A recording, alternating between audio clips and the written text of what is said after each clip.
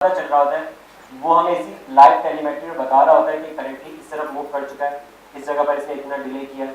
इसके थ्रू हम लोग नॉर्मली एक टास्क ये भी करते हैं कि जब ये फ्लाइट कर आ जाता है तो हम लोग पूरा ट्रैक देखते हैं कि इसने किस चीज़ को फॉलो किया था और कितना एक्यूरेटली फॉलो किया था। मतलब अगर मैं एक स्क्वायर के अंदर एक क्वाडकॉप्टर को उड़ा रहा हूँ तो उसकी टेलीमेट्री, उसकी जो लॉग फाइल आएगी, उस लॉग फाइल से मुझे पता चल पाएगा कि उसने कितनी एक्यूरेटली वो काम किया। तो ये मैप्स भी मेरे पास लॉग फाइल के अंदर आ रहे हैं, ठीक है। ऑटोमेटिकली कनेक्टेड है मैप से, इंटरनेट से खुद ही मैप अपडेट करता रहता है आपके कोऑर्डिनेट्स के नाम से। फ्लाइट प्लान इसके थ्रू हम देते हैं, जो काफ़ी देर से मैं ऑटो फ्लाइट की बात कर रहा हूँ, तो फ्लाइट प्लान हम इसके थ्रू देते हैं।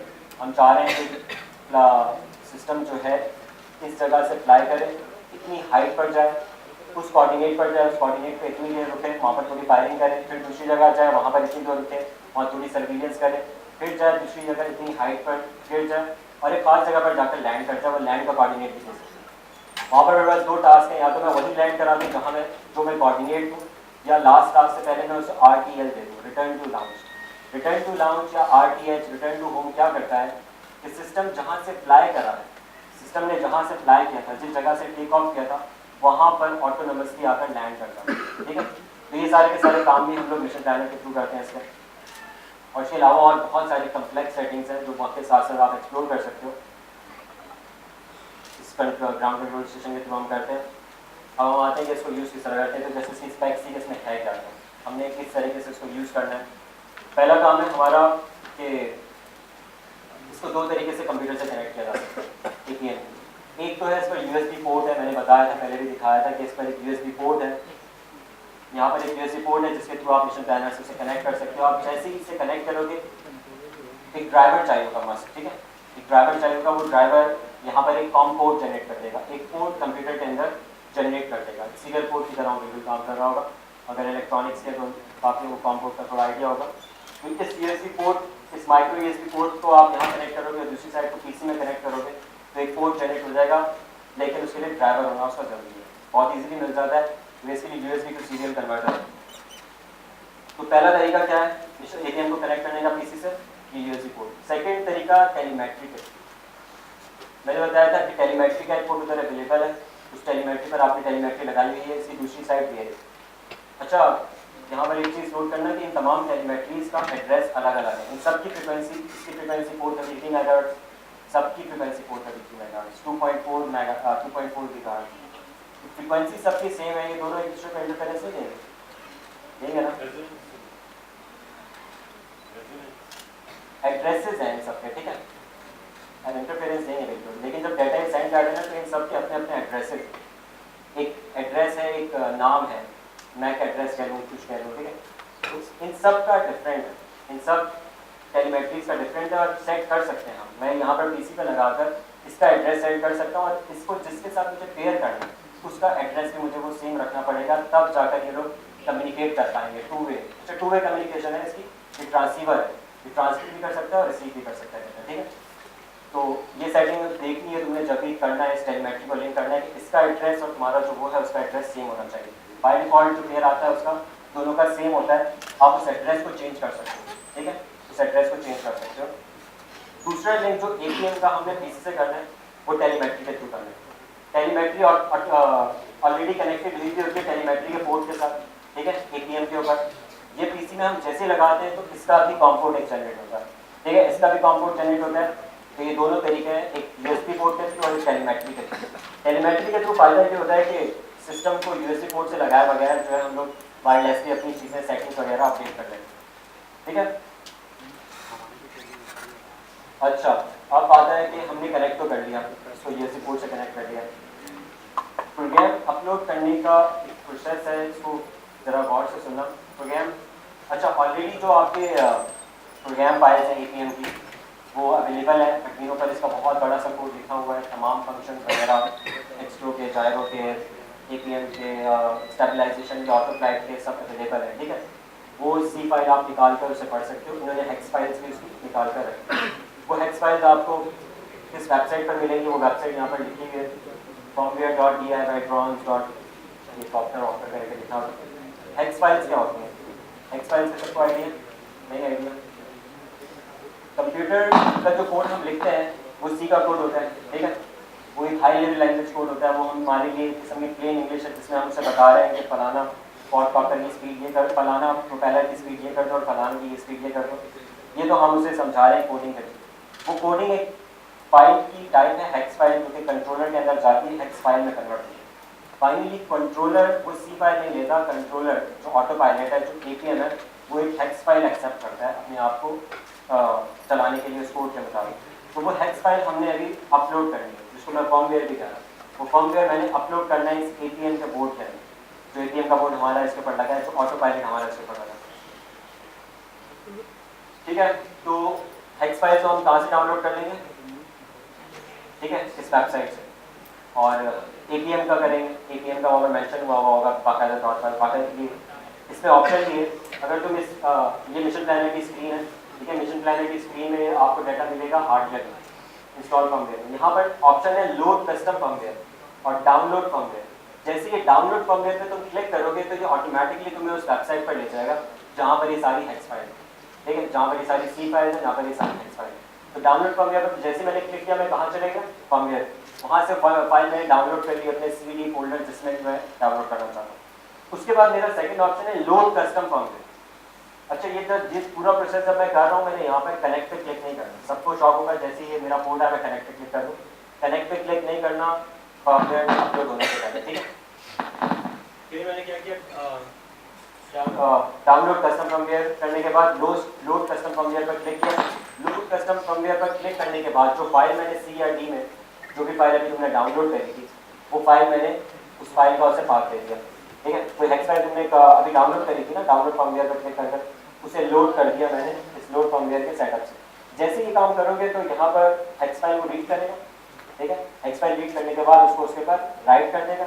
राइट करने के बाद वेरीफाई करेगा। अगर वेरीफाई हो जाता है तो कंफर्म हो गया कि कोड आपका एपीएम के अंदर चला है, ठीक है, आपकी हेक्स फाइल एपीएम के अंदर राइट हो चुकी है।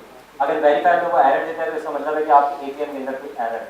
यहाँ पर मोस्ट जो एरर लड़के करते हैं वो ये करते हैं कि एक तो एपीएम खराब होता है, वो चलो टेक्निकल एरर। एक एरर ये होता है कि वो पोर्ट सेलेक्ट नहीं करते। ये भले कनेक्ट नहीं करना, लेकिन जब आपने एपीएम को कनेक्ट किया, मतलब इस टेलीमेट्री को कनेक्ट किया या एपीएम की यूएसबी पोर्ट को कनेक्ट किया, तो एक कॉम पोर्ट जनरेट होगा। अब जैसे जब मैं तुम्हें लाइव टेलीमेट्री करके दिखा रहा था, तो जैसे मैं लगा रहा था तो एक पोर्ट जनरेट हो रहा था, ठीक है, कॉम 20 के नाम से, कॉम 25 के नाम से। उस पोर्ट को मुझे एटलीस्ट सेलेक्ट करना है, वहाँ से कनेक्ट नहीं करना, सिर्फ सेलेक्ट करना है, ठीक है। तो ये प्रोसेस समझ आ रहा है? प्रोसेस क्या होगा? पोर्ट सेलेक्ट किया, जिस पोर्ट पर जो पोर्ट भी जनरेट हुआ, भले वो टेलीमेट्री के थ्रू हुआ या यूएसबी के थ्रू हुआ। उसके बाद डाउनलोड किया फर्मवेयर को, कहाँ से? उस वेबसाइट से। डाउनलोड करने के बाद लोड किया, लोड करने के बाद राइट हुआ, रीड हुआ, राइट हुआ और क्या कहते हैं वेरीफाई हो गया, और पूरा का पूरा कोड आपके एपीएम के ऊपर जा चुका, ठीक है। आपका फर्मवेयर अपलोड करने का तरीका ये है। पोर्ट कैसे सेलेक्ट करना है ये मैंने बता दिया कि पोर्ट का नाम आ रहा होगा यहाँ पर तुम्हारा, जो भी पोर्ट जब भी तुम कनेक्ट करोगे एपीएम को। अच्छा, यहाँ तक हमने पोर्ट को, फर्मवेयर को उसके ऊपर अपलोड कर दिया। फर्मवेयर को हमने यूज़ करना शुरू करना है, मतलब हमने लाइव टेलीमेट्री देखनी है और कंट्रोल्स वगैरह देखने हैं। तो अब आप कनेक्ट बटन पर क्लिक कर सकते हो। अगर आपका प्रोग्राम पूरा का पूरा उसके ऊपर राइट हो गया है, अब वो अलाइव है। अब आप जब इसे मोशन करोगे अपने इसको चेक करने की सबसे अच्छी चीज़ ये है कि आप मोशन करोगे अपने सिस्टम की, तो ये उसके मुताबिक मोशन करेगा, उसके अकॉर्डिंग मोशन करेगा। जैसे भी हमने सिस्टम को देखा था मूव कर इसकी स्क्रीन के बहुत सारी स्क्रीन पर बहुत सारे ऑप्शंस हैं। स्क्रीन पर इसके बहुत सारे ऑप्शंस हैं, ठीक है। एक स्क्रीन हमारी ये है हार्ड। इस स्क्रीन से फ़ायदा क्या हो रहा है? इस स्क्रीन से मुझे वैल्यूज़ की फॉर्म में नहीं पता चल रहा कि एक्सेलरोमीटर का क्या एंगल है, जायरो का क्या एंगल है। मुझे विजुलाइजेशन से पता चल रहा है कि वो बेंड हो रहा है, लेफ्ट हो रहा है, राइट हो रहा है, मतलब।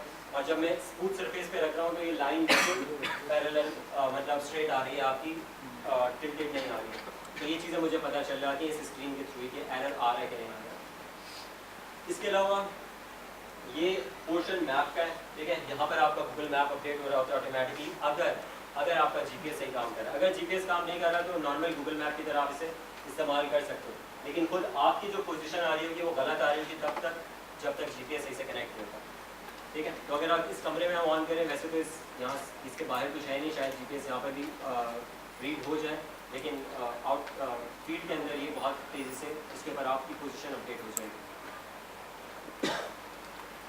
इसके फीचर्स को हम इसके ऊपर ही देख रहे हैं।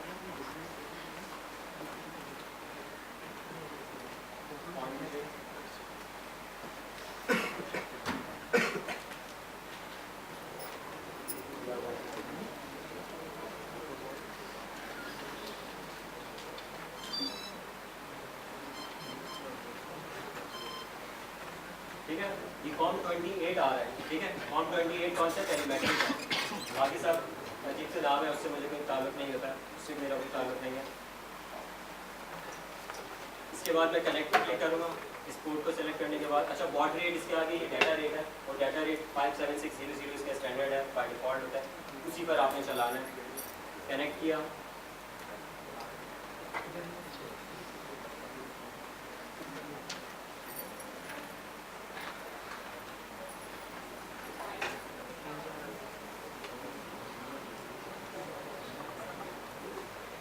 पहली बात तो इसकी पोजीशनिंग आ रही है कि लेफ्ट राइट कितना ज़्यादा हो रहा है, दोनों तरफ से आ रहा है। इससे कभी मिक्स नहीं करना। ये नीचे हो रहा है तो आप फेस तो नीचे हो रहा है तो ये ऊपर की तरफ जा रहा है, बिल्कुल अपने फेस की तरफ से दिख रहा है। ठीक है, हालांकि जब नीचे जा रहा है हॉराइजन नीचे की तरफ जाना चाहिए, लेकिन हम ये ज़मीन हमें नज़र आ रही है, ग्राउंड नज़र आ रहा है, क्योंकि इसका फेस है, ये जो स्क्रीन है इसका फेस है, उसको इसमें मिक्स नहीं करना। अब बाकी जो पैरामीटर्स आगे पीछे आ रहे हैं, ये जो स्क्रीन है, इस स्क्रीन पे मैंने खुद डाला हुआ है कि मुझे एल्टीट्यूड नज़र है, मुझे लैट नज़र है, मुझे लॉन्ग नज़र है, HDOP नज़र है मुझे, और जो चीज़ें ये इन चीज़ों को मुझे चेंज करना हो, मैं अपने हिसाब से चाह रहा हूँ कि डाटा नहीं, मैं ये नहीं देखना चाह रहा, मैं चाह रहा हूँ कि नंबर ऑफ सैटेलाइट्स कितनी हम कनेक्टेड वो देखूँ। तो जिस जगह को मुझे चेंज करना है, जैसे डिस्टेंस ट्रैवल पर आया मैं, इस पर मैंने डबल क्लिक मारा तो ये तमाम वो पैरामीटर्स आ गए जिसको मैं स्क्रीन पर इनेबल कर सकता हूँ, जिसका डिस्प्ले। तो इसमें मैं ढूंढूंगा सैटेलाइट काउंट,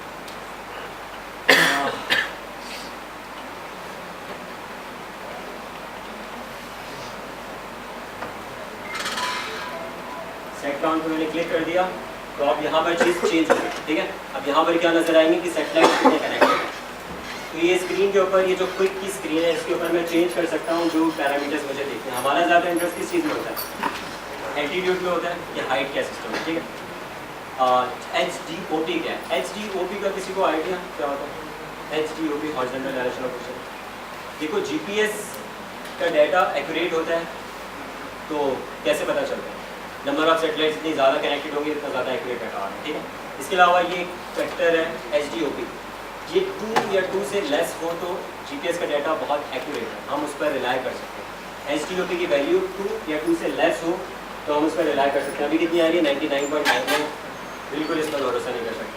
ये 2 और 2 से नीचे जाती है तो हम कहते हैं कि हाँ अब हमारी पोजीशन बहुत अच्छी लॉक हो चुकी है। HDOP एक GPS का एक ऐसा वेरिएबल है जिसके थ्रू हमें पता चलता है कितना प्रिसाइज डाटा आ रहा है हॉरिजॉन्टल पोजीशन का। वर्टिकल तो हम लेते ही है ना आपके GPS से, हम सिर्फ हॉरिजॉन्टल पोजीशन उससे लेना चाह रहे हैं। तो वो हॉरिजॉन्टल पोजीशन जब प्रिसाइज होगी तो ये वैल्यू 2 या 2 से नीचे जा चुकी होगी। इसके अलावा जो दूसरी चीज़ इसमें हमारा इंटरेस्ट होता है वो सैटेलाइट काउंट। 8 सैटेलाइट्स तक हम कोशिश करते हैं कि एटलीस्ट आपका GPS कनेक्ट हो 8 satellites. 8 and 8 and above satellite पर हम कहते हैं कि ठीक है डाटा अच्छा है। ठीक है, ये चीज़ें क्यों इंपॉर्टेंट है, क्योंकि ऑटो फ्लाइट डिपेंड टोटली करती है GPS के ऊपर, और अगर GPS एक काम नहीं कर रहा तो क्रैश होगा। ठीक है, ये याद रखना। वो फेल सेव कर देगा लेकिन अगर 1 किलोमीटर की हाइट पर है तो वहाँ पर फेल सेव करने का कोई फ़ायदा नहीं, सही उसने क्रैश होगा। लैट लॉन्ग का कोई इंटरेस्ट नहीं हमारा, समझ मतलब लैट लॉन्ग की वैल्यू देखने से किसी को समझ तो आती नहीं है वो कहाँ पर है। इतना बड़ा मैप है हमारे सामने, इस पर हमें नज़र आ रहा होगा कि हम लोग कहाँ पर हैं। इसके अलावा बैटरी के वोल्टेजेस हम नॉर्मली इस पर डाल देते हैं। ठीक है, कि बैटरी की करंट वोल्टेजेस कितने हैं। अगर ये तो मेजर 6 वैल्यूज़ हैं जो हम यहाँ पर डाल सकते हैं कि हम चेंज कर सकते हैं इन वैल्यूज़ के अनुसार। अगर मैं चाह रहा हूँ कि मैं सबकी वैल्यूज़ देखूँ क्या क्या चल रहा है, तो यहाँ पर मेरे पास एक टैब है स्टेटस का। उस स्टेटस के टैब में मेरी जो तमाम वैल्यूज़ हैं वो सारी की सारी मुझे मिल जाएंगी। ठीक है, ये स्टेटस के टैब में मुझे तमाम वैल्यूज़ मिल जाएंगी, रोल की वैल्यू, पिच की वैल्यू, ब्लॉक की वैल्यू। आगे मैं आगे करता जाऊँगा मुझे आगे की तमाम वैल्यूज़ मिलना शुरू हो जाएंगी। तो ये सब मैग्नेटोमीटर से लेकर तमाम जो टेलीमेट्री है, कंप्लीट टेलीमेट्री, हर कंपोनेंट का जो स्टेटस चल रहा है, करंट स्टेटस, तो लाइव टेलीमेट्री मुझे इस स्टेटस की विंडो में मिलेगी। ठीक है, इसके अलावा मैंने बताया था कुछ एक्शंस हैं जो कि हम लोग ग्राउंड से कर सकते हैं यूजिंग टेलीमेट्री। हम नहीं चाह रहे कि हम लोग आरसी के थ्रू से फ्लाई करें, तो यहाँ पर ऑप्शन है हमारे पास। जॉयस्टिक का ऑप्शन है, हम जॉयस्टिक कनेक्ट कर सकते हैं इस टेलीमेट्री से और जॉयस्टिक के मोशन से ओवर टेलीमेट्री कंट्रोल कर सकते हैं, जिसके एडवांस फीचर्स हैं थोड़े। गेजेस की फॉर्म में हम देखना चाह रहे हैं अपनी टेलीमेट्री, गेजेस की फॉर्म में देख सकते हैं। हम कुछ सर्वो मोटर्स कनेक्ट करना चाह रहे हैं, इसको छोड़ देते हैं हम। टेलीमेट्री लॉक, मैंने बताया था कि मिशन प्लानर का एक इंपॉर्टेंट काम है कि टेलीमेट्री लॉक बनाना, ठीक है। तो जब सिस्टम फ्लाई कर रहा होता है तो उस दौरान भी तमाम टेलीमेट्री को लॉक करता रहता है, और जब सिस्टम क्रैश होकर वापस आ गया आपका नॉर्मल फ्लाइट कर आ गया, तो उसके बाद किस पोर्शन पर क्या प्रॉब्लम आई, मतलब जब सिस्टम क्रैश होगा उस वक्त तो तुम नहीं देख सकते कि वो क्या प्रॉब्लम है, लेकिन टेलीमेट्री लॉक से तुम्हें आइडिया हो सकता है कि वो वजह एक्सट्रोमीटर था, या वो वजह एक आपका बैरोमीटर था, या वो वजह आपके लो वोल्टेजेस थे, या वो एक मैग्नेटोमीटर की वजह से वो एरर है। तो ये सारे के सारे एरर्स को डिबग करने में आपको कौन काम देता है, आपकी टेलीमेट्री की लॉक फाइल, ठीक है। अच्छा, लॉक फाइल दो जगह बनती है, इसको मिक्स नहीं करना। एक टेलीमेट्री लॉक मिशन प्लानर बनाता है, एक टेलीमेट्री लॉक मिशन प्लानर बनाता है। इसकी पूरी स्क्रीन रिकॉर्ड हो रही होती है, ठीक है। इस स्क्रीन पर मैप पर उस पर क्या चल रहा था, आपका माउस कहाँ था, ये कहाँ था, वो कहाँ था। और एक टेलीमेट्री लॉक बनता है आपका data flash lock. Data flash lock ये बनता है एपीएम के ऊपर। टेलीमेट्री जो मेरी है वायरलेस, ये ज़्यादा से ज़्यादा 30 किलोमीटर, 10 किलोमीटर, 1 किलोमीटर, 500 मीटर इसकी होगी, और मैं सिस्टम को चाह रहा हूँ कि मैं टेलीमेट्री की वायरलेस रेंज से बाहर उड़ाऊँ। मैं चाह रहा हूँ कि ऑटो फ्लाइट ये बहुत दूर तक कर आए, तो टेलीमेट्री से वो डिस्कनेक्ट हो जाएगी। जब वो टेलीमेट्री से डिस्कनेक्ट हो जाएगी तो उसकी लॉक फाइल नहीं बन सकती, क्योंकि मिशन प्लानर तो उसकी लाइव टेलीमेट्री पर डिपेंड करता है। तो इस केस में एपीएम अपने ऊपर उसके ऊपर ऑन चिप मेमोरी है 4 KB की, जिसके ऊपर वो उसको रिकॉर्ड कर रहा होता है, ठीक है। तो वो लॉक फाइल अगर हमने डाउनलोड करनी हो तो ये ऑप्शन है डाटा फ्लैश लॉक, ठीक है। ये टेलीमेट्री कहाँ पर रिकॉर्ड हो रही होती है, एपीएम के ऊपर। एपीएम के बोर्ड के ऊपर मेमोरी है जो कि लॉक फाइल वहाँ पर रिकॉर्ड कर रही है। एपीएम के अलावा जैसे मैंने पिक्सॉन के बताया कि ऑटो पायलट का बोर्ड है, उसके ऊपर एसडी कार्ड लगा दिया उन्होंने, तो वो बहुत ज़्यादा ही लॉक फाइल रिकॉर्ड कर सकते हैं, ठीक है। जो भी प्रोसेस चल रहा होता है उसके बैकएंड पर मैसेजेस चल रहे होते हैं, इससे हमारा कोई ज़्यादा काम नहीं है, ठीक है। तो फ्रंट स्क्रीन व्यू का कॉन्सेप्ट क्लियर है। अगर हम चाह रहे हैं कि मैं रियल टाइम में कुछ ग्राफ्स देखना चाह रहा हूँ, तो यहाँ पर नीचे ऑप्शन है ट्यूनिंग की स्क्रीन पर मैंने क्लिक किया, ये कुछ मेरे पास एक आ गया, स्क्रीन आ गई। इस पर मैंने डबल क्लिक किया तो जिस भी पैरामीटर को मैं रियल टाइम ग्राफ के फॉर्म में देखना चाह रहा हूँ, मैं उसको यहाँ पर क्लिक करूँगा और वो स्क्रीन पर आ जाएगा। ये स्क्रीन पर आ गया। अब मैं इसको मोशन करूँगा तो उस डाटा के मुताबिक ग्राफ के ऊपर ये चीज़ें चेंज होना शुरू करें। तो ये भी मतलब चीज़ों को देखने के लिए, उसके रिस्पॉन्सेज चेक करने के लिए एक अच्छी टेक्निक है, ठीक है।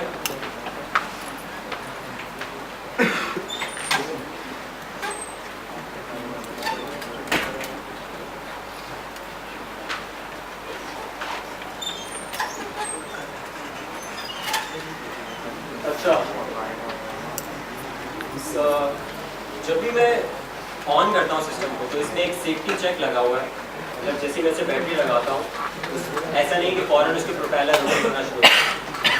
मतलब इसकी वजह से मसला हो सकता था कि मेरी ये स्टिक पहले से ऑलरेडी ऊपर हो, मैं कहीं मस्ती करके साइड पे रखी और किसी ने ऑन किया तो वोल्ट के उसके ऊपर लगा, ऐसा नहीं होता। उसके अंदर एक सेफ्टी चेक है आर्मिंग का, ठीक है। आर्मिंग का चेक है कि सिस्टम को मैंने ऑन किया, भले आगे पीछे में कुछ भी करता रहा वो ऑन नहीं करेगा अपने आप। उसको आर्म करने के लिए, मतलब उसकी मोटर्स को लाइवली करने के लिए कि अब वो ऑपरेट होंगी इन स्टिक्स के ऊपर। अभी मैं इन स्टिक्स को मोशन करता रहा हूँ, उसे कुछ भी नहीं हो रहा, ठीक है। वैसे तो ये बंद है, कुछ भी नहीं होगा। अब मैं करता रहा हूँ, कुछ भी नहीं होगा, कुछ नहीं हो रहा। इसका रिमोट ही, इसका रिमोट कौन सा?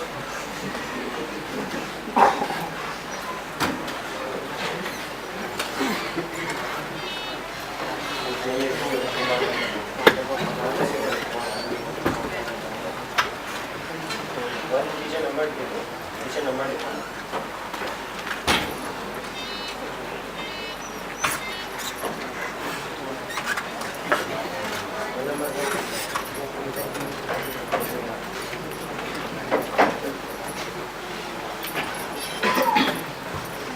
ठीक है, इसका रिमोट है, इसकी स्टिक्स पर मोशन करता रहा, सिस्टम में कुछ नहीं हो रहा।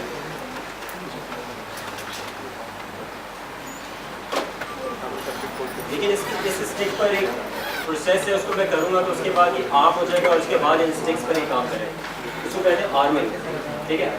और वो प्रोसेस करने के बाद, फ्लाइट करने के बाद मैं स्टिक्स को खास मोशन में रोटेट करूँगा तो उसके बाद दोबारा इन स्टिक्स का कंट्रोल डिसेबल हो जाएगा, उसे कहते हैं डिसआर्मिंग। अगर मैं इसे आर्म करूँ तो आर्म करने का प्रोसेस ये कि थ्रॉटल में बिल्कुल नीचे लेकर आऊँगा, ये थ्रॉटल की स्टिक है, थ्रॉटल बिल्कुल नीचे लेकर आऊँगा और उसको राइट की तरफ लेकर जाऊँगा, ठीक है।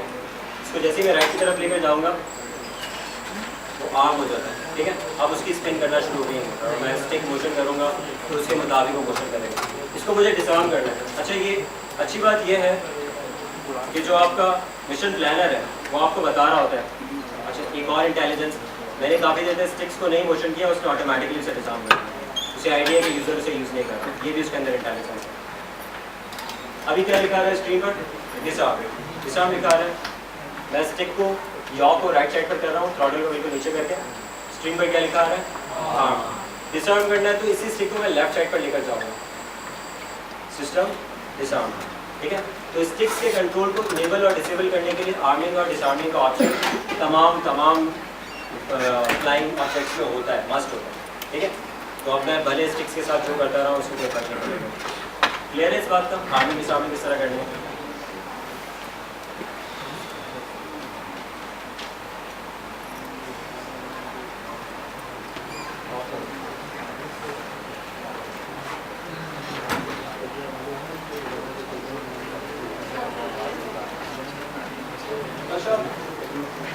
ये तो हो गई मतलब कि किस तरीके से हम स्टिक्स के ऊपर अपना कंट्रोल लेकर आ जाएंगे, सॉफ्टवेयर की थोड़ी बेसिक्स। अब कुछ मोड्स हैं जिन मोड्स में हम सिस्टम को अप्लाई कर सकते हैं और उन मोड्स को डिफरेंट स्टैंडर्ड्स में इस्तेमाल कर सकते हैं, उनकी बेसिक्स हमें पता होनी चाहिए। मैंने बार बार कह रहा था ना, ऑटो मोड, स्टेबलाइज मोड, देख लेते हैं ये है क्या। ये मेजर मोड्स हैं, स्टेबलाइज, एंड गाइडर, लैंड वगैरह। इसमें पहला मोड हम लोग डिस्कस करते हैं स्टेबलाइज। स्टेबलाइज मोड काफ़ी मुश्किल मोड है। स्टेबलाइज मोड में क्या है कि जैसे टॉयज़ को अगर आप उड़ाते हो तो उसको बैलेंस करना बहुत मुश्किल होता है। आपको खुद थ्रॉटल को ऊपर नीचे, मतलब अगर आप थ्रॉटल की स्टिक ऊपर करते हो तो ऊपर जाना शुरू हो जाता है, नीचे करते हो तो नीचे आना शुरू हो जाता है। थ्रॉटल की स्टिक को ऊपर नीचे कर आपको कुछ ऐसा मेंटेन करना होता है कि वो हवा में रहे, वरना वो नीचे चले जाएगा या ऊपर चला जाएगा, ठीक है। तो नॉर्मल स्टेबलाइज मोड के अंदर ये थ्रॉटल को कंट्रोल करना बहुत मुश्किल है, ठीक है।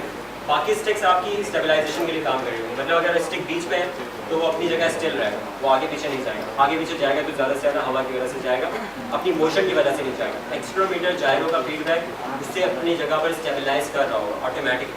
तो अगर आप इसको ऊपर करोगे ये ऊपर फ्लाई करना शुरू कर देगा, और अगर आप लेफ्ट करोगे लेफ्ट जाएगा, राइट डिफरेंट की करोगे तो आगे की तरफ जाएगा, और अगर आप इसी को अपनी जगह पर रोटेट करोगे तो सिस्टम अपनी जगह रोटेट करेगा, ठीक है, लॉ करेगा। तो ये काम ये करेगा इस स्टिक्स के थ्रू। बट ये मोड क्यों मुश्किल है? ये मोड इसलिए मुश्किल है क्योंकि इसमें थ्रॉटल को मेंटेन रखना बहुत मुश्किल होता है, ठीक है। थ्रॉटल, इसके लिए पायलट स्किल्स बहुत अच्छे होने चाहिए आपको। बट ये मोड एक ऐसा है जो सिर्फ एक्सट्रोमीटर और जायरो इन सब पर डिपेंड करता है। इसको ना जीपीएस चाहिए ना, और ना इसको एल्टीट्यूड बैरोमीटर चाहिए। तो अगर सारे सेंसर मेरे जल भी जाएँ ये मोड चलता रहेगा, ठीक है। समझ लो ये मोड हमारा इस काम नहीं आता, ये काम कुछ और है इसका। इसीलिए स्टिक का एक थ्रॉटल बेड है, उसको सेट करने की काम आता है, उसको हम डिटेल में डिस्कस कर लेंगे। सबसे ज़्यादा जो डैमेजेस और क्रैशेस होते हैं वो कौन से मोड पे होते हैं? स्टेबलाइज मोड, क्योंकि पायलट स्किल्स इसमें थोड़े नहीं, इस मोड में सबसे ज़्यादा चाहिए, ठीक है। पायलट स्किल्स इस मोड में सबसे ज़्यादा चाहिए। लेकिन इसी पर आपको मेरा एडवाइस ये कि इसी मोड के ऊपर आप अपने पायलट स्किल्स अच्छे करें। थोड़े अर्से के बाद जब इस पर आपका हाथ सेट हो जाएगा तो बाकी मोड्स आपके लिए बिल्कुल हलवा है, ठीक है। अच्छा, स्टेबलाइज मोड एक और चीज़ की ये काम आता है, हमें थ्रॉटल मिड सेट, हमें हमारा एक पैरामीटर है मिशन प्लानर के अंदर। जब तुम ऑप्शन पे जाओगे और स्टैंडर्ड पैरामीटर्स में जाओगे, यहाँ पर एक ऑप्शन है थ्रॉटल मिड। मैंने सिस्टम को फ्लाई किया और इसके ऊपर ये मार्क्स लगे हुए हैं, लाइन्स लगी हुई हैं, जैसे क्लॉक के अंदर लाइन्स लगी हुई होती है, ठीक है, आपकी घड़ी के अंदर लगी हुई होती है। इसके अंदर जो बड़ी वाली स्टिक है ये इसका सेंटर है, ठीक है, बड़ी वाली जो लाइन है इसकी सेंटर है।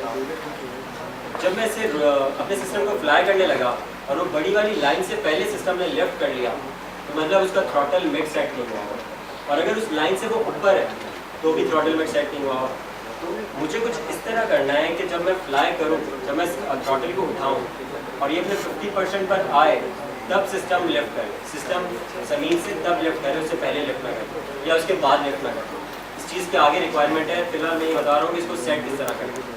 तो लेट सपोज अगर तुम्हारा 50% से पहले सिस्टम लिफ्ट हो रहा है, स्टिक के 50% पर पहुँचने से पहले लिफ्ट हो रहा है, तो आप इस वाले स्क्रॉलर को कम कर दोगे, इस वाले स्क्रॉलर को थ्रॉटल मेट को कम कर दोगे, ये 550 है इसको 500 कर दोगे या 450 कर दोगे और फिर सिस्टम को फ्लाई करोगे, तो अब सिस्टम थोड़ा और करीब लिफ्ट करेगा। ठीक है, तो मतलब मैं क्या कहना चाह रहा हूँ कि अगर सेंटर पॉइंट से पहले लिफ्ट कर रहा है तो आप इस वैल्यू को कम करोगे, ठीक है, और अगर सेंटर वैल्यू से बाद में लिफ्ट कर रहे हैं तो इस वैल्यू को ज़्यादा करोगे। आपने इसको मेंटेन करना है थ्रॉटल को मिड के ऊपर, ठीक है, ये इसका मुश्किल पार्ट है, लेकिन ये करना लाजमी है आपको दूसरे मोड्स में चलाने का। अब यहाँ से हमारे आसान मोड स्टार्ट होता है, एल्ट मोड। एल्ट मोड में क्या होता है कि आपका सिस्टम एल्टीट्यूड लॉक रखता है। एल्टीट्यूड लॉक मतलब जिस हाइट पर हमने उसे लॉक किया है उस हाइट से ना तो नीचे जाएगा वो, ना तो ऊपर जाएगा। इससे फ़ायदा हो जाता है कि अगर आप कहीं फ्लाई कर रहे हो तो आप नीचे या ऊपर लगने से आपका डैमेज नहीं होगा, सिस्टम दीवार पे लगने से हो सकता है, ठीक है, क्योंकि इसमें सिर्फ एल्टीट्यूड लॉक कर रहा है। इसमें लॉक क्या कर रहा है, अपनी जस्ट हाइट को लॉक कर रहा है, अपनी इन पोजीशंस को लॉक नहीं कर रहा है। ये पोजीशंस अगर एयर पैकेट साइड से आ रहा है तो ये दूसरी तरफ ट्रिप करेगा, लेकिन एल्टीट्यूड लॉक रहेगा। एल्टीट्यूड लॉक में बैरोमीटर इन्वॉल्व हो जाता है, ठीक है, और ये इंडोर काम कर सकता है, इसको कोई इशू नहीं है, इंडोर काम कर सकता है। इसको फ्लाई करने का तरीका क्या है, एल्ट होल्ड। एल्ट होल्ड में अगर स्टिक 50% से नीचे है, 50% 40% से नीचे है, अभी मैं दो रेंज बता देता हूँ, 40% और 60%। अगर स्टिक 40% से नीचे है तो सिस्टम नीचे आना शुरू हो जाएगा, और अगर 60% से ऊपर है तो सिस्टम ऊपर जाना शुरू कर देगा। बट अगर स्टिक 40% और 60% के बीच में है तो सिस्टम अपना ना तो हाइट ज़्यादा करेगा ना तो कम करेगा। स्टिक मिडल पे रखने पे वो अपना एल्टीट्यूड लॉक रख लेगा। समझ रहे हो एल्टीट्यूड लॉक किस तरह करना है, एल्टीट्यूड लॉक करते वक्त किस तरह अप्लाई करना है। मतलब अगर मैं सेंटर स्टिक रखूँगा तो सिस्टम ना तो ऊपर जाएगा तो ना तो ऊपर जाएगा, ना तो ऊपर जाएगा ना तो नीचे जाएगा। ऊपर करने पर सिस्टम ऊपर की तरफ जाएगा, नीचे करने पर सिस्टम नीचे की तरफ जाएगा, और जब सेंटर पे कर दूंगा तो अपना एल्टीट्यूड लॉक रखेगा, एल्टीट्यूड ना तो ज़्यादा करेगा ना तो कम करेगा, ठीक है। फीडबैक करते हुए अपने एल्टीट्यूड को लॉक रखेगा। तो ये एक अच्छा मोड है, इससे मतलब सिस्टम ना नीचे जा रहा है ना ऊपर जा रहा है। क्योंकि स्टेबलाइज में प्रॉब्लम थी ना, स्टेबलाइज में नीचे करता था सिस्टम, तेज़ी से नीचे ऊपर करता था ऊपर, तो मेनटेन करना मुश्किल होता है। लेकिन ऐसा होता कब है कि 50% पर ये लॉक करें तब जब थ्रॉटल मिड सेट हो चुका है, ठीक है। थ्रॉटल मिड सेट करने की वजह है थ्रॉटल मिड स्टिक का सेंटर सेट कर दो। थ्रॉटल मिड जब तक सेट नहीं करोगे एल्ट होल्ड काम नहीं करेगा, सही है। तो पहले सबसे आपने जो भी कर लो बच नहीं सकते, स्टेबलाइज मोड से उसको उड़ना ही है पहले सबसे आप उसमें एक दो क्रैश करने की, ठीक है। Centre of this stick altitude lock करने के लिए इन स्टिक्स का भी कुछ काम है, वही काम है जो लॉ पिच और रोल को मोशन करने के लिए काम करते हैं। आपने सिस्टम को लेफ्ट राइट ले जाना है, आपने रोल के स्टिक को मोशन करना है, आपने सिस्टम को फॉरवर्ड रिवर्स ले जाना है, आपने पिच के स्टिक को काम करना है, और आपने अपनी जगह से रोटेट करना है तो आपने जॉ के स्टिक को काम करना है, ठीक है। तो वाई पिच और जॉ पिच और रोल का तो सेम वही कंट्रोल है जैसे स्टेबलाइज में था, लेकिन उसको 40% और 60% के बीच में अगर स्टिक को रखोगे तो वो अपना एल्टीट्यूड लॉक रखेगा, ठीक है। और ये GPS इंडिपेंडेंट है तो आप इसको बिल्डिंग के अंदर भी उड़ा सकते हो, और शर्त है कि आप अच्छे पायलट हो। ये भी यूज़र फ्रेंडली है, इंडोर यूज़ हो सकता है, ठीक है, क्योंकि बैरों का ताल्लुक कोई नहीं है आपकी GPS के साथ। अब एक और मोड आता है लॉइटर मोड। अभी हमने एक बात करी स्टेबलाइज मोड, ठीक है। ये मोड्स हम लोग स्विच किसके थ्रू करेंगे, मैंने बताया था शुरू में, इन बटन्स के ऊपर हम मोड्स को रख सकते हैं। अब एल्ट होल्ड के बाद आता है एल्टीट्यूड होल्ड के मोड के बाद आता है लॉइटर मोड। लॉइटर मोड में एल्ट होल्ड तो पूरा का पूरा है, मतलब GPS वो जो हाइट है वो मेंटेन हो, हाइट जो है वो लॉक हो, इसके अलावा इसकी पोजीशन भी लॉक हो, ठीक है। ये GPS के फीडबैक के थ्रू अपनी पोजीशन भी लॉक रखेगा। तो लोगों ने अक्सर एक वीडियोस देखी होंगी कि एक क्वाडकॉप्टर उड़ रहा होता है और उसकी वो पोजीशन लॉक करते रहते हैं, और उसके बाद वो उसको पकड़कर साइड पर कटकर छोड़ता है तो सिस्टम वापस जाकर उसी पोजीशन पर चला जाता है, या बंदा उसे पंच मारता है और वो साइड पर जाता है और फिर वापस आता है, वो लॉइटर मोड होता है, ठीक है। उसके अंदर वो GPS के कोऑर्डिनेट्स के थ्रू उस पोजीशन पर अपने आप को ज़बरदस्ती लॉक करता है, ठीक है। तो ये तो बिल्कुल ही हलवा मोड है, बिल्कुल हलवा मोड है। मतलब कि ऐसा है कि अगर GPS सही आ रहा हो तो आप बच्चे को दे दो और ये स्टिक दे दो और वो इसकी मोशन कर कर उसको उड़ा सकता है। अच्छा, इस स्टिक का फिर क्या काम है, ये स्टिक अगर आपने इस स्टिक को नहीं छेड़ा तो लॉक रहेगा, वो उस पोजीशन पर रहेगा, भले हवा जितनी है वो टेढ़ा हो जाएगा लेकिन अपने आप को उसी जगह पर रखेगा, तो आगे पीछे नहीं जाएगा। लॉइटर मोड लेकिन GPS डिपेंडेंट है, ये याद रखना। HDOP और नंबर ऑफ सेटेलाइट वो सब कंसिडर करना है इसमें। ये स्टिक उसको लेफ्ट राइट मोशन करने के लिए, अगर आप सिस्टम को चाह रहे हो कि नहीं थोड़ा सा लेफ्ट पे पोजीशन लॉक करें तो आप लेफ्ट की तरफ कर दोगे स्टिक को, राइट की तरफ, राइट ये है, लेफ्ट ये है, आगे करना है आगे कर दिया, पीछे करना है पीछे कर दो, और जिस पोजीशन में आपको समझ आता है कि इस पर ये रुक जाए उस पर ये स्टिक छोड़ दोगे और वो उस पोजीशन पर लॉक रहेगा। ठीक है, सेंटर से नीचे लाओगे, नीचे आ जाएगा। जैसे एंड होल्ड में हाइट चेंज करने के लिए हम क्या कर रहे थे, 50% 40% से नीचे ला रहे थे तो वो नीचे आ रहा था, और 60% से ऊपर लेकर जा रहे थे तो ऊपर जा रहा था, और उस एल्टीट्यूड पर लॉक रखना था तो 50% पर स्टिक कर ले आते थे। तो लॉइटर मोड नॉर्मली यूज़ करते हैं आपके फोटोग्राफर्स जो शादियों में आपने देखे होंगे, वो क्या करते हैं कि उनका सिस्टम वो अक्सर देखा होगा वो रिमोट क्यों रखकर खड़े रहते हैं, और जब आप बोलते हो कि इधर कर दो तो वो एक स्टिक को जस्ट मूव करते हैं और वो उस पोजीशन पर आकर लॉक रहता है। ठीक है, वो हर वक्त उसको मेंटेन नहीं करना होता है स्टेबलाइज मोड की तरह, तो ज़्यादातर लॉइटर मोड में इस्तेमाल करेंगे। ठीक है, एक सर्विलियंस जो होती है जो नॉर्मली पेट्रोलिंग वगैरह और जो पुलिस भी फॉरेन कंट्रीज में करती है, वो कौन से मोड में करती है, लॉइटर मोड के अंदर करती है। लॉइटर मोड में पोजीशन लॉक रहती है क्योंकि इन्वायरमेंट से डिपेंडेंट है ना, हवा चाहे जैसी भी है, इसलिए उस पोजीशन के ऊपर अपने आप को लॉक रखना है, भले ही टेढ़ा हो जाए अपने आप को बैलेंस करने के लिए, उस पोजीशन पे करने के लिए। अब सपोज इसने अपने आप को इस पोजीशन पर लॉक रखना और हवा उस तरफ से आ रही है, हवा इस तरफ से आ रही है, इस तरफ से आ रही है, तो ये इस तरफ जाएगा। इस तरफ से बचने के लिए अपने आप अपनी बॉडी अगर टिल्ट करे तो फोर्स उस तरफ लगेगी, तो कुछ इस तरीके से ये मिक्सअप कर लॉइटर में अपनी पोजीशन को लॉक रखता है। ठीक है, ये भले जितनी हवा है जो GPS कोऑर्डिनेट्स इससे दिए गए इस पर इसने लॉक रहना है, उस पोजीशन के ऊपर ये लॉक रहता है, फीडबैक होता है। बट लॉइटर क्यों डेंजरस है, ये GPS डिपेंडेंट, अगर आपका GPS से काम नहीं कर रहा इसको ओपन एयर में रख देना चाहिए। ठीक है, जैसे ही आप वैसे तो यहाँ पर आप रखेंगे तो यहाँ पर HDOP हम ज़बरदस्ती नहीं डाल सकते, HDOP डिपेंड करती है कि आपका GPS कितनी सेटेलाइट्स ले रहा है। अगर बहुत ज़्यादा बादल है उस दिन तो आपको HDOP अच्छी नहीं मिल सकती, कुछ भी कर लें। ठीक है, तो आप ओपन एनवायरनमेंट के अंदर इसको रखें, HDOP लेसन को आ जाती है जल्दी। अगर आपका पहला कोल्ड स्टार्ट है तो 1 मिनट लगेगा। ठीक है, पहली दफ़ा अगर आप GPS कर रहे हैं, लेकिन अगर वो ले चुका है तमाम कन्फिग्रेशन तो 2-3 सेकंड के अंदर आपकी HDOP लेस देन 2 जा चुकी होती है। और नंबर ऑफ सेटेलाइट्स भी मैंने बताया था कि 8 और अब आप कंसिडर करते हो कि एटलीस्ट 8 आपकी सेटेलाइट्स होनी चाहिए। इन दोनों का रिलेशन है, जैसे 8 सेटेलाइट्स होती है ना HDOP ऑटोमेटिकली 2 के पास पहुँच चुकी होती है। ठीक है, और 9 और 10 सेटेलाइट्स पर आपको और अच्छी प्रिसिशन मिलती है, बट मैं मिनिमम वैल्यू बता रहा हूँ कि 8 सेटेलाइट्स पर ही लॉइटर पे करना, 7 पे कराना, फिर दूसरा सिस्टम ले लेना।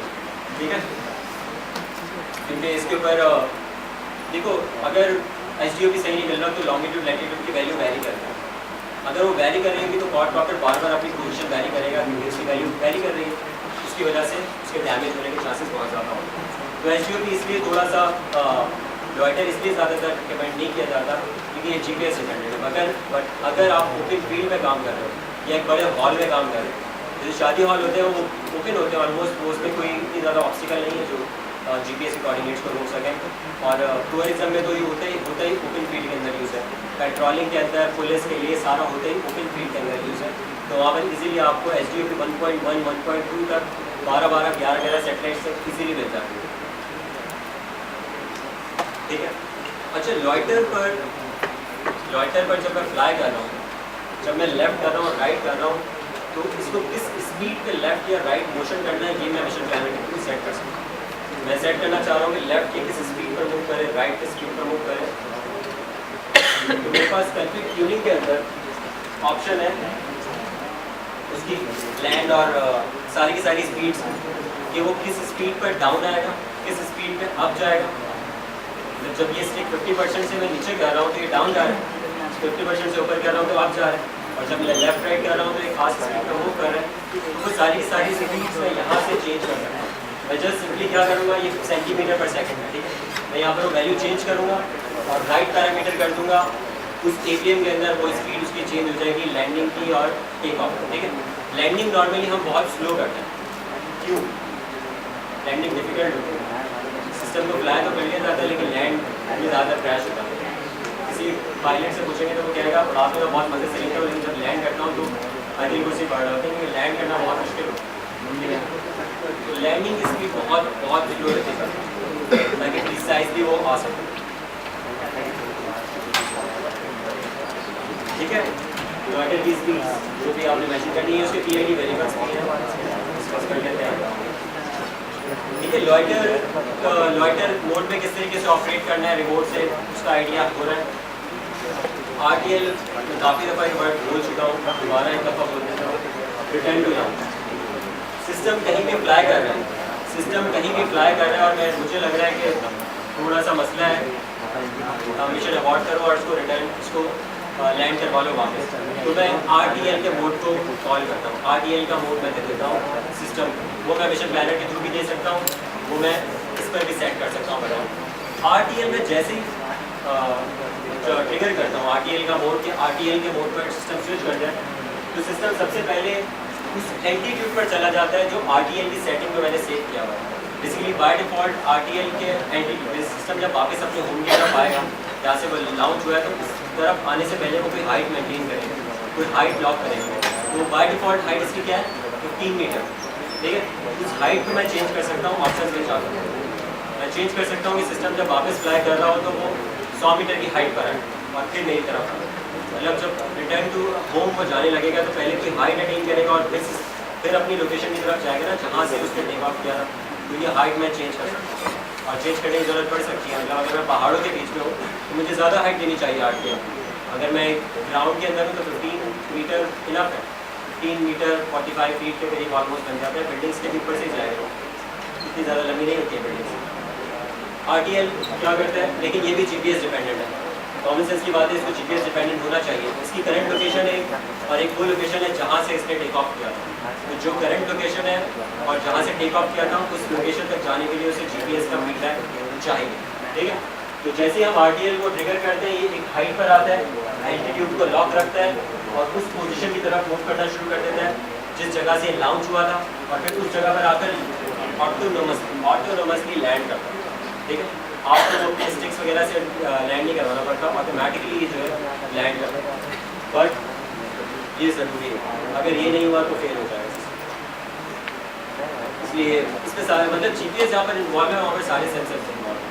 GPS तो एक लास्ट सेंसर था ना जो हर टाइप के मोड में इन्वॉल्व है। तो आपका बैरो हो, GPS हो, सारे के सारे सेंसर इस मोड के अंदर इन्वॉल्व है। और ये मोड हमें काफ़ी काम देता है जब हमें लगता है कि कोई फेल सेफ आ रहा है। अच्छा, कुछ फेल सेफ पे हम RTL भी सेट कर सकते हैं। मतलब हम चाह रहे हैं कि जब हमारी बैटरी 11.5 वोल्ट पर आ जाए तो RTL हो जाए ऑटोमेटिकली, तो हम ये सेट कर सकते हैं। क्योंकि हमें आइडिया है कि उसके बाद हम फ्लाई अगर मैनुअली कर लाएंगे तो देर लग जाएगी, हम RTL कर देते हैं तो सिस्टम आकर ऑटोनोमसली अपनी होम लोकेशन पर लैंड करता है। ऑटो मोड पर भी हमने काफ़ी बात करी है, दोबारा बता देता हूँ कि हमारे पास मिशन प्लानर की स्क्रीन, मिशन प्लानर पर एक ऑप्शन है फ्लाइट प्लान का। मिशन प्लानर पर अगर मैं आऊँ तो यहाँ पर मेरे पास एक ऑप्शन है फ्लाइट प्लान का। फ्लाइट प्लान में मैं ऑटो फ्लाइट प्लान कर सकता हूँ कि सिस्टम को किस तरह फ्लाई करना चाहिए। ठीक है, सिस्टम को किस तरह फ्लाई करना चाहिए, उसके लिए मेरे पास क्या टेक्निक है,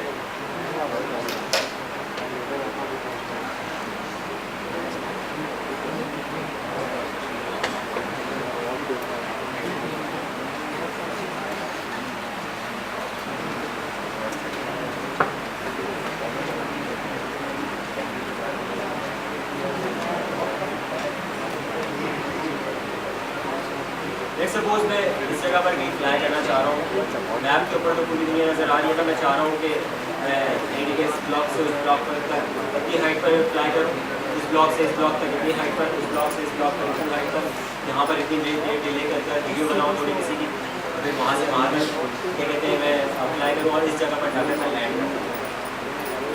तो उसके लिए मुझे क्या करना पड़ेगा, मैं इस फ्लाइट प्लान की स्क्रीन पर आऊँगा।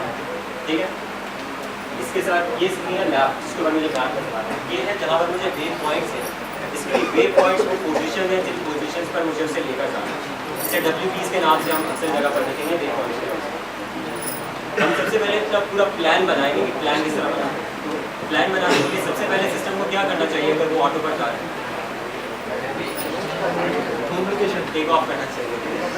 तो यहाँ पर ऑप्शन है ऐड बिलो में क्लिक करूँगा और इसमें ऑप्शन आ रहा है वे पॉइंट के बजाय मैं इसे कर दूँगा टेक ऑफ। तो पहला ऑप्शन मैंने अपने प्लान के अंदर क्या डाला है, टेक ऑफ। सिस्टम को सबसे पहले टेक ऑफ करना चाहिए। सिस्टम को सबसे पहले हमने टेक ऑफ का प्लान किया और उस पर मैंने ये भी दे दिया कि टेक ऑफ कर वो कितने एल्टीट्यूड पर जाएगा, 100 मीटर्स में, ठीक है, याद रखना। ठीक है, पहला तो समझ आता है टेक ऑफ। उसके बाद मैं चाह रहा हूँ कि वो यहाँ पर जाए, ठीक है, यहाँ पर जाए, यहाँ पर जाए, यहाँ पर जाए, ऑटोमेटिकली वो जीपीएस के कोऑर्डिनेट्स उठा रहा है। ये जीपीएस के कोऑर्डिनेट्स है दैट लॉन्ग, ऑटोमेटिकली मेरे क्लिक पर उठा रहा है और उसको वे पॉइंट्स बना रहे हैं कि आपने इस वे पॉइंट पर जाना है, उस वे पॉइंट पर जाना है, इस वे पॉइंट पर जाना है। और इस वे पॉइंट पर जाते वक्त एल्टीट्यूड क्या मेंटेन रखना है वो भी आगे लिखा है। इसका जो पहला टैब है कमांड के फौरन बाद इसमें से PLA नज़र आ रहा है, ये है डिस्क्रीट डिले। वे पॉइंट पर आप कितनी देर स्टॉप करना चाह रहे हो सिस्टम को, वो मिनट सेकंड आप यहाँ पर दे सकते हो। अगर मैं यहाँ पर 3 लिखूँगा तो उस वे पॉइंट पर वो 3 सेकंड तक स्टे करेगा इस ऑटो फ्लाइट के द्वारा। प्लान करने के बाद जिस जगह से इसने फ्लाई किया, ठीक है। अब इसमें फ़ायदा है ना कि अगर मैं किसी और जगह से फ्लाइट करता हूँ तो ये प्लान करने के बाद उस जगह पर ही लैंड करता है। अगर मैं फिक्स कोऑर्डिनेट बना दूँ तो फिर मुझे हमेशा उस जगह पर ही आकर ये प्लान अपना स्टार्ट करना पड़ेगा। और इसके बाद लास्ट ऑप्शन क्या होगा,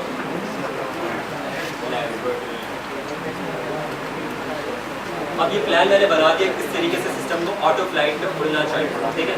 प्लान डिसाइड करना आ रहा है किस तरह करेंगे। ये प्लान अभी जस्ट मैंने मिशन प्लानर का बनाया। इस प्लान को मैंने अपलोड करना है हमारे APM के अंदर। तो यहाँ पर ऑप्शन है हमारे पास write WPs, write waypoint. जैसे मैं राइट वे पॉइंट पर क्लिक करूँगा ये प्लान उसके अंदर है।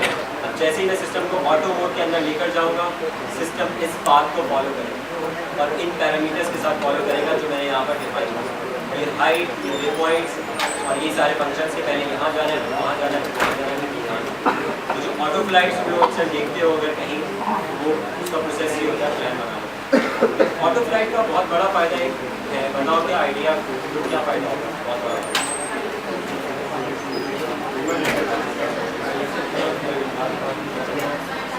बिल्कुल, अगर एक जंगल के अंदर, अच्छा एक अच्छा सा फैक्ट बताओ कि नेशनल ज्योग्राफिक वाले भी जो अपनी जंगलात में यूज़ करते हैं उसमें जो ऑटो पायलट यूज़ करते हैं उसमें ज़्यादा फेमस APM और एग्जॉम की, ठीक है।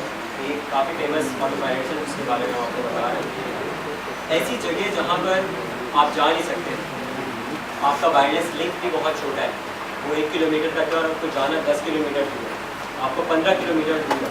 तो वहाँ पर आप ऑटो फ्लाइट में सिस्टम को छोड़ते हैं कि वो ऑटो फ्लाइट कर वहाँ तक जाए और अपना जो भी टास्क है वो कर वापस आ जाए। तो वो इंडिपेंडेंट होता है इस टेलीमेट्री और इस RCL लिंक से। वो ऑटोनोमसली अपना टास्क करेगा और ऑटोनोमसली वापस आकर लैंड कर जाएगा, ठीक है। तो ऑटो फ्लाइट ऐसे प्रोसेस में ज़्यादा इस्तेमाल की जाती है। अब लेट्स सपोज तुम कहते हो कि मैंने वीडियो ट्रांसमीटर रिसीवर लगा दिया और मुझे नज़र नहीं आ रहा सब कुछ, लेकिन वीडियो ट्रांसमीटर रिसीवर की भी एक रेंज होगी, उसके बाद वो छोड़ देगा अपने आप। नॉर्मली हम लोग क्या करते हैं कि उसके ऊपर GoPro कैमरा फादर ने अगर सुना हो लगा देते हैं और उसको रिकॉर्डिंग पर लगाकर सिस्टम को ऑटो फ्लाइट पर छोड़ देते हैं। सिस्टम ऑटो फ्लाइट कर जब वापस आते हैं तो उसके कैमरा में उस पूरे पोर्शन की वीडियो होती है और वो वीडियो हम लोग निकाल कर यूज़ करते हैं। सर्विलेंस पर्पसेस के लिए और डिफरेंट पर्पसेस के लिए इस्तेमाल हो सकता है। आपकी डिफरेंट ज़मीनों को चेक करने के लिए, फील्ड को चेक करने के लिए, सर्वे करने के लिए ये ऑटो फ्लाइट्स इस्तेमाल की जाती है। अगर एक बहुत बड़ी फील्ड है, आपने वहाँ पर एक फैक्ट्री लगानी है तो उसको सर्वे गाड़ियों से करने के बजाय इसके थ्रू कर ली जाती है, फील्ड सर्वे वगैरह। और ऑटो फ्लाइट्स में ये चीज़ की जाती है क्योंकि मैप के ऊपर आपका वो फील्ड होती है, ठीक है। तो ऑटो फ्लाइट का प्लान किस तरह इसमें सेट करना है उसका आइडिया क्लियर है? कन्फ्यूजन है किसी को तो बता दो, नहीं है?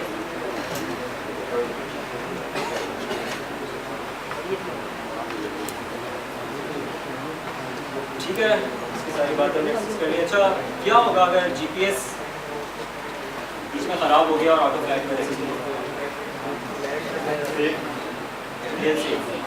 फेल सेफ होगा और वो लैंड करेगा, लेकिन उसको ये नहीं पता वो कहाँ लैंड करेगा।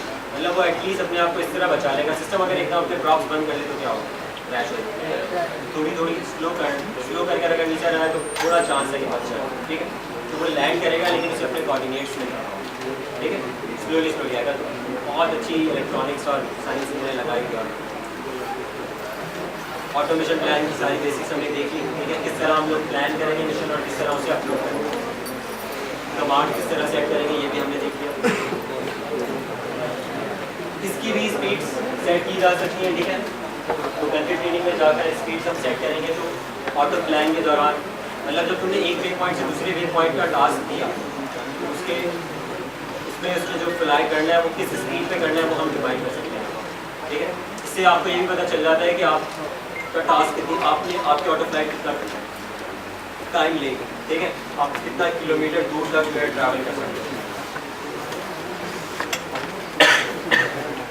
अच्छा, गाइडेड मोड और ऑटो मोड काफ़ी हद तक मिलता जुलता है, लेकिन ऑटो मोड जब एक दफ़ा चल जाता है तो वो अपने आप को पूरा करता है, ठीक है, और पूरा करके वापस आता है। उसको आप बीच में स्विच कर सकते हो किसी और मोड पे, अगर आपको लग रहा है कि डेंजरस मोड में चलेंगे आप उसको लॉइटर पे या एंड होल्ड पे वापस ला सकते हो, लेकिन वो मतलब अपने प्लान को फॉलो करना शुरू करते हैं। गाइडेड मिलता जुलता है आपके ऑटो मोड से, बट इसमें डिफरेंस ये है कि गाइडेड मोड के अंदर जो आपकी मिशन प्लानर की स्क्रीन है, इस मिशन प्लानर की स्क्रीन पर आपको नजर आ रहा है कि आपका कॉट वाटर यहाँ पर है और आप चाह रहे हो कि ये यहाँ तक फ्लाई कर जाए, ये यहाँ से यहाँ चला जाए।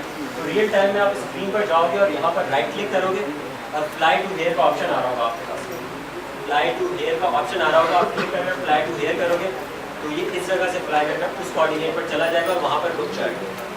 ड्रॉप्स नहीं रोक देगा, अपनी पोजीशन वहाँ पर लॉक कर देगा, ठीक है। हाइट जो होगी वो तो आप डिफॉल्ट हाइट उसे बताओ, देखो जैसे तुम फ्लाई टू हेयर क्लिक करोगे ना वो ऑटोमेटिकली हाइट पूछेगा कि किस हाइट पे मुझे जाकर वहाँ पर तो तुमने यहाँ पर हाइट देनी है, लेट सपोज में 20 दी, 20 देकर ओके करोगे तो यहाँ से फ्लाई करके उस कोऑर्डिनेट तक जाना शुरू कर देगा और उधर जाकर रुक जाएगा, अपनी पोजीशन लॉक करेगा और नेक्स्ट पॉइंट की पूछता रहेगा कि अब नेक्स्ट किस तरफ जाना है। तो राइट क्लिक करके लेट सपोज तुमने फिर यहाँ पर क्लिक कर दिया फ्लाई टू हेयर, तो वहाँ से फ्लाई करके वहाँ आ जाएगा।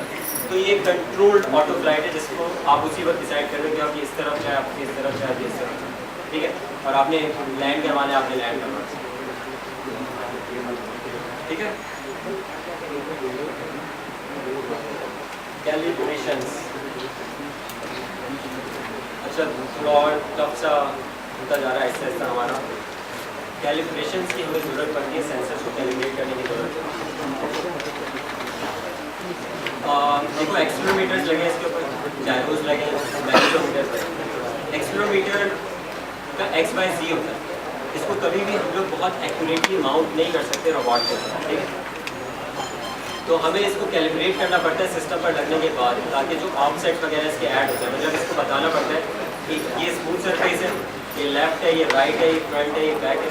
तो उस चीज़ को कैलिब्रेट करने के लिए हमें इसके मोड है कैलिब्रेशन का, उसमें जाना पड़ता है। और हमारे major sensors accelerometer, compass, RC, ठीक है, और इन सबको कैलिब्रेट करना पड़ता है सेंसर्स को, ताकि ये सही से काम कर सके।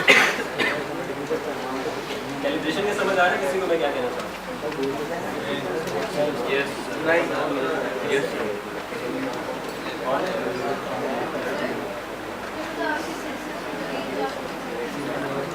रेंज तो है, रेंज तो जो है उससे ये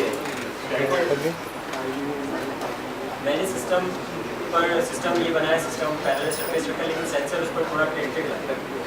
अब थोड़ा टिल्टेड लग गया, सेंसर समझ रहा है कि ये मैं टिल्टेड खड़ा हूँ, उसको सही करने के लिए मुझे ये करना पड़ेगा, लेकिन सिस्टम टेढ़ा हो गया।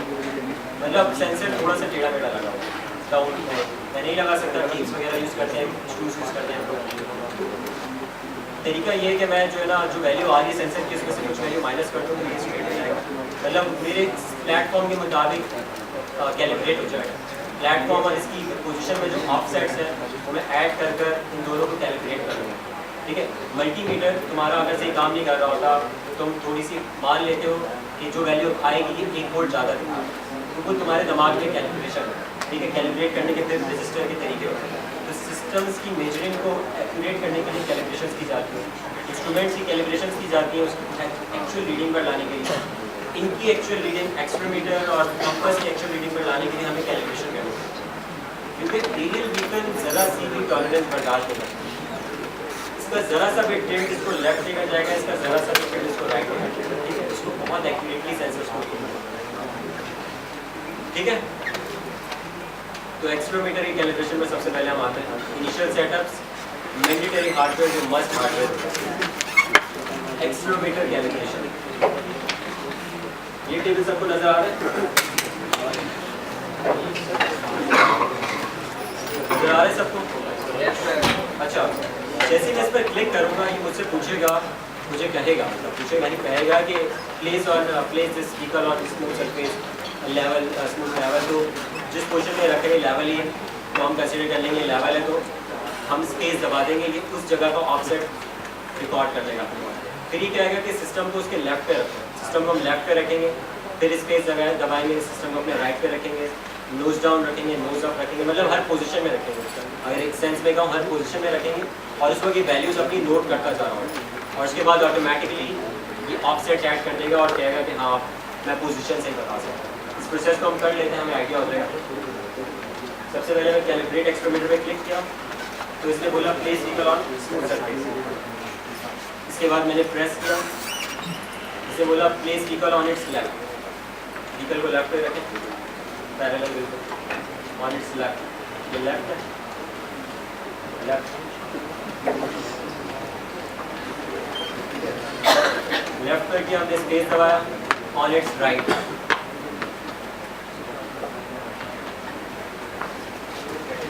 ऑन नोज डाउन, ठीक है, फ्रंट की तरफ से उसे गिराना है, नोज डाउन के बाद नोज अप, ठीक है, नोज अप का ऑप्शन है।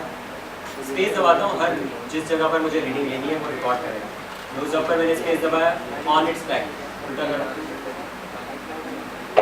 ऐसे ही है, आइडिया से लगा हुआ। स्पेस दबाया, क्या लिखा हुआ है? कैलिब्रेशन सक्सेसफुल, एक्सेलेरोमीटर की कैलिब्रेशन होगी। तो मैं स्क्रीन पर जाऊँ अगर तो मेरा जो ऑलमोस्ट ये जो लाइन है ये ऑलमोस्ट स्ट्रेट हो, ठीक है, मैं इसको मोशन करूँगा तो उसके हिसाब से मोशन करूँगा, ठीक है। तो ये कैलिब्रेशन है एक्सेलेरोमीटर है, इसकी नीड होती है हमेशा जब भी आप पहली दफ़ा सिस्टम करते हो, पहली दफ़ा सिर्फ नीड होती है, उसके बाद ज़रूरत नहीं होती, ठीक है। सेकेंड कंपस, आपका मैग्नेटोमीटर। अच्छा, हमारे पास तो बहुत सारी सेटिंग्स है, मैंने बताया कि मिशन प्लानर सिर्फ और सिर्फ फिक्सऑफ APM के लिए नहीं है, फिक्सऑफ को भी सपोर्ट करता है, फिक्सऑफ जो दूसरा ऑटो पायलट है। हमारे पास इसमें जो कॉन्फ़िगरेशन है कंपस में से वो है हमने APM एक्सटर्नल लगाया हुआ। तो हम कौन से चेक बटन, वीडियो बटन को चेक करेंगे, APM विद एक्सटर्नल कंपस को चेक करेंगे। APM विद एक्सटर्नल कंपस को चेक करने के बाद हम लाइव कैलिब्रेशन पर क्लिक करूँगा जब मैं, तो ये मुझे कहेगा कि एक सर्कुलर मोशंस के अंदर इसे रोटेट करना है, ठीक है, और ये ऑटोमेटिकली सैंपल्स लेना शुरू कर देगा मैग्नेटो के, और जब कैलिब्रेशन कंप्लीट हो जाएगी तो ये ओके कर देगा कि मैंने कैलिब्रेट कर लिया मैग्नेटो। लाइव कैलिब्रेशन ओके, ये रोटेट होना शुरू हो गया सिस्टम। ये रेड डॉट वो है जो सैंपल ले रहा है, वाइट डॉट वो है जिस जगह का मुझे सैंपल चाहिए। तो मैं इसको कुछ इस तरह रोटेट करूँगा कि सारे वाइट डॉट्स कवर हो जाए। जैसे ही सारे वाइट डॉट्स कवर हो जाएंगे, थोड़ा इसमें मसला मतलब इंजॉइंग होता है, कभी कभी ये बहुत लंबा होता है, कभी कभी छोटा होता है, लेकिन इसमें जो है आपको इसको नचाना होता है, हर तरफ रोटेट करना होता है, ठीक है। इसको पकड़ना मतलब गेम है, ये बहुत मुश्किल से रेड डॉट पकड़ना है वाइट डॉट को, लेकिन ये कैलिब्रेशन आपको मस्त करनी होती है। कंपास के बगैर जो है आपकी ऑटो फ्लाइट नहीं हो सकती, इसकी लॉजिक तो बताएगा कंपास के बगैर ऑटो फ्लाइट क्यों हो सकती। हाँ, मतलब उसको उस तरफ अपना कितना भी मतलब मूव भी करना है ना, मतलब अगर कोई लोकेशन पर खड़ा है और उसको उस लोकेशन पर जाना है तो उस लोकेशन की तरफ फेस करने का कौन बताएगा उसे? कंपास। कैलिब्रेशन सक्सेसफुल ऑटोमेटिकली हुई है, हमने कुछ नहीं किया, हमने किया है थोड़ा बहुत। अच्छा, तो दो सेंसर्स की कैलिब्रेशन समझ आ गई, कंपास और एक्सेलेरोमीटर की किस तरह करते हैं। अब रेडियो रिसीवर्स जो होते हैं इनकी स्टिक्स कुछ आउटपुट्स देती है। उन स्टिक्स को अगर मैं देखना चाहूँ वीडियो कैलिब्रेशन, तो मैंने बताया था ये किसकी स्टिक है, थ्रॉटल की है, थ्रॉटल ये लिखा है, ठीक है। मैं इसको ऊपर कर रहा हूँ तो वो ऊपर हो रहा है, ये भी एक लाइव कैलिब्रेशन वो है, टेलीमेट्री है कि मेरी स्टिक्स की जो मोशन है मुझे वहाँ पर नजर आ रही है। ये क्या था, थ्रॉटल था, ये क्या था, लॉ था। ये मैं ऊपर कर रहा हूँ उसको, इसकी वजह है अगर मैं नीचे करके उसको जो करूँगा तो वो आम हो जाएगा, इस चीज़ का ख्याल करना है, ठीक है। यॉ है। अच्छा, ये चीज़ मैंने क्या बताई थी, पिच रिवर्स रखी जाती है, ठीक है, पिच रिवर्स रखी जाती है कि फेस इसका ऑपोजिट साइड पर होता है। ये क्या है, वहाँ पर चेंज हो रहा है, ठीक है। अब ये जब ट्रांसमीटर रिसीवर आते हैं तो इसके अंदर भी एक पोटेंशियोमीटर है, उसकी भी वैल्यूज़ आगे या पीछे हो सकती है, तो उसको भी कैलिब्रेट करना पड़ता है। मतलब इन स्टिक्स की वैल्यूज़ को कैलिब्रेट करना पड़ता है APM के साथ। इसको कैलिब्रेट करने के लिए अच्छा इस बटन को चैनल 5 पर रखना है। अगर देखो तो जब मैं इसे इस तरफ कर रहा हूँ तो चैनल 5 की वैल्यू बढ़ रही है, इधर कर रहा हूँ तो चैनल 5 की वैल्यू कम हो रही है। और इसमें किसी एक पर मैंने पॉट रखा हुआ है,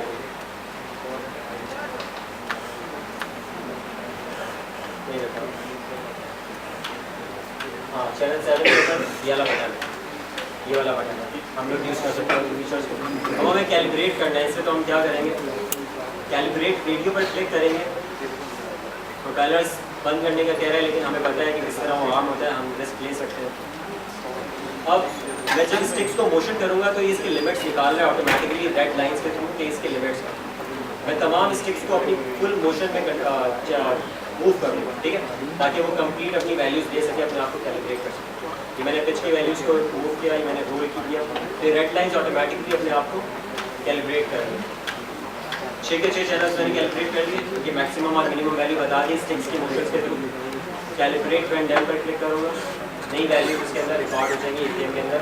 APM के अंदर रेडियो की कैलिब्रेशन हो गई, सही है। रेडियो की कैलिब्रेशन का ये प्रोसेस है। ये सारे प्रोसेस पहली दफ़ा करने होते हैं बस, उसके बाद नहीं करने, ठीक है। तीनों कैलिब्रेशन सेंसर्स की ये है। फ्लाइट मोड्स, इतने सारे फ्लाइट मोड्स अभी बताए मैंने। ये फ्लाइट मोड्स स्विच होते हैं चैनल 5 से, ठीक है। चैनल 5 में मतलब चैनल 1 2 3 4 पर क्या थे, रोल पिच, या थ्रॉटल और roll. Channel 5 is for mode switching. अभी ग्रीन आ रहा है स्टेबलाइज के ऊपर, मैं स्विच करता हूँ, ग्रीन किसके ऊपर चला गया, एंड होल्ड पर। अगर मैं, क्योंकि मैंने जो 6th मोड है वो सेट किया हुआ है एंड होल्ड पर। अगर मैं फ्लाइट स्क्रीन पर जाऊँ तो फ्लाइट स्क्रीन पर ही मुझे ये चीज़ नज़र आ रही है। कौन सा मोड है, स्टेबलाइज। मैं स्विच करता हूँ एंड होल्ड, ठीक है। तो लाइव टेलीमेट्री मेरे मोड की भी हो रही है कि मेरा करंट मोड क्या है। अब मुझे मोड सेट करना है, तो इनिशियली मैं क्या करूँगा, सबसे पहले स्टेबलाइज मोड में उड़ाऊँगा ताकि मेरा थ्रॉटल मिड सेट हो सके। सेकंड ऑप्शन मेरा होना चाहिए कि फिर उसके बाद मैं एंड होल्ड में उड़ाना शुरू करूँगा। ये फ्लाइट मोड चेंज किस तरह होंगे, ये पूरा टैब है, इसके अंदर सारे के सारे मोड है, स्टेबलाइज है, एक्रो है, एंड होल्ड है, ऑटो है, गाइडेड है, लॉइटर है, RTL है, लैंड है। थोड़े से और मज़े के मोड्स हैं इसमें, नॉलेज के लिए बताता हूँ। एक्रो और स्पोर्ट्स ये बनाया सिर्फ मस्ती के लिए है, ठीक है। इसमें बहुत तेज़ी से उड़ता है सिस्टम, और बाकायदा तौर पर यूँ होता है। मतलब इस सिस्टम को अगर मैं यूँ कर दूँ, पूरा फ्लाई करते वक्त यूँ कर दूँ, तो ये यूँ जाएगा ना। इस टाइप के ऑप्शन है इसमें, मैन्यूवरिंग के ऑप्शन है इसमें, फ्लिप के ऑप्शन है। APM के अंदर कि आप एक ऐसा मोड है जिसमें ये उठता है, अपने आप को पूरा गोल घुमाकर सीधा करना है, ये ऑप्शन बेस करता है, ठीक है। फ्लिपिंग के ऑप्शन है, बट इसमें डैमेज होने के चांसेस होते हैं, बहुत ज़्यादा किए हैं मैंने भी डैमेज किया इसमें फ्लिपिंग में, ठीक है। आपने लास्ट मोड ऑटो पर रखना है, आप लास्ट मोड ऑटो में रख लो। मतलब हमारी जनरल प्रैक्टिस क्या होती है कि हम सिस्टम को जब भी ऑटो मोड पर निकालने लगते हैं तो नॉर्मली सबसे पहले उसको लॉइटर मोड पर हम लोग टेक ऑफ करते हैं, जब सारी सेटिंग्स हो चुकी है और GPS सही आ चुका है। हम लॉइटर मोड के ऊपर उसको टेक ऑफ करते हैं और देख लेते हैं कि तमाम स्टिक सही काम कर रही हैं, तमाम सेंसर सही काम कर रहे हैं, और उसके बाद हम जस्ट ये स्विच करते हैं और मोड क्या हो जाता है, ऑटो। और जो प्लान हमने उसके अंदर राइट किया हुआ होता है, उस प्लान को हमने फ्लाइट प्लानिंग उसके अंदर रिकॉर्ड किया था ना, राइट वे पॉइंट्स के, उस वे पॉइंट्स को फॉलो करना शुरू करते थे और ऑटोमेटिकली आकर लैंड कर जाते थे। अभी मोड स्विच कर रहा हूँ तो ये सिस्टम खुल क्यों नहीं रहा,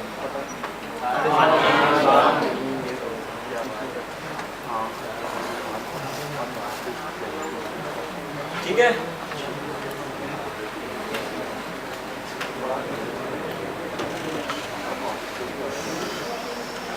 फेल सेफ्स के बारे में हम बहुत बात कर चुके हैं। इसमें यहाँ पर मेजर 3 फेल सेफ्स हमें नजर आ रहे हैं। बैटरी का फेल सेफ अगर मैं रखना चाहूँ, मैंने डिसेबल किया हुआ, अच्छा यहाँ पर मैं वोल्टेजेस मेंशन कर सकता हूँ कि इतने वोल्टेजेस के बाद ये फेल सेफ कर दिया, डिसेबल किया हुआ है। रेडियो का फेल सेफ कि अगर इसकी रेंज से बाहर चला जाए तो फेल सेफ कर दे, ये भी डिसेबल किया हुआ है। और last GCS ground control station telemetry के फेल सेफ, अगर इसकी रेंज से बाहर चला जाए तो फेल सेफ कर दे, तीनों डिसेबल किए।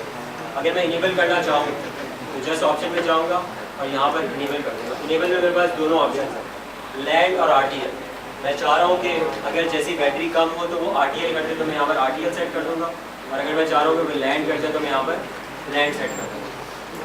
ठीक है, ये मैंडेटरी हार्डवेयर है, इसको आपने हमेशा सेट करना ही है।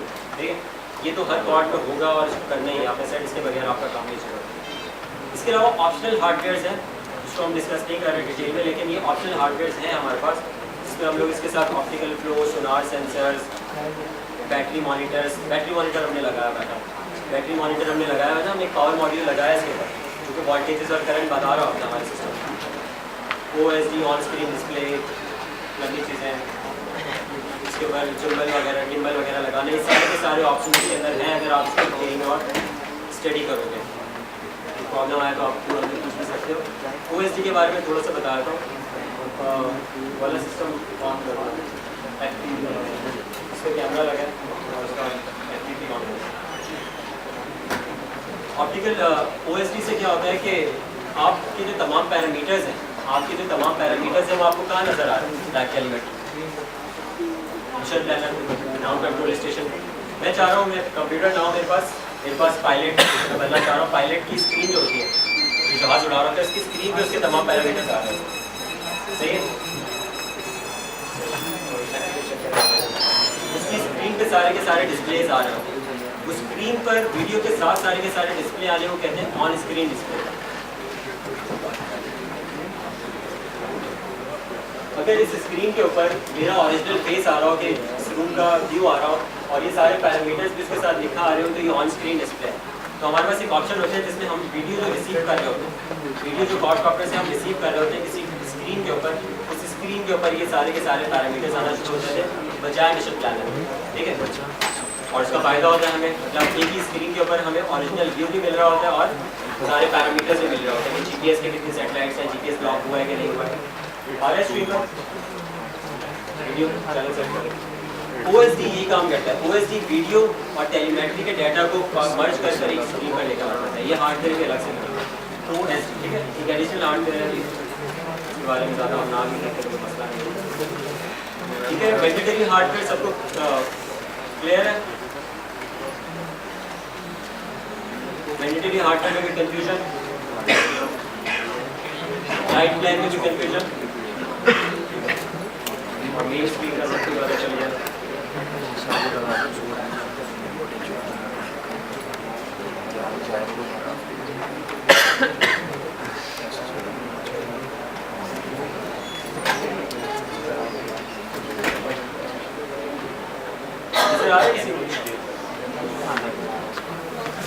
ये इसके ऊपर कैमरा लगा हुआ है, ठीक है, ये आगे छोटा सा कैमरा लगा हुआ है।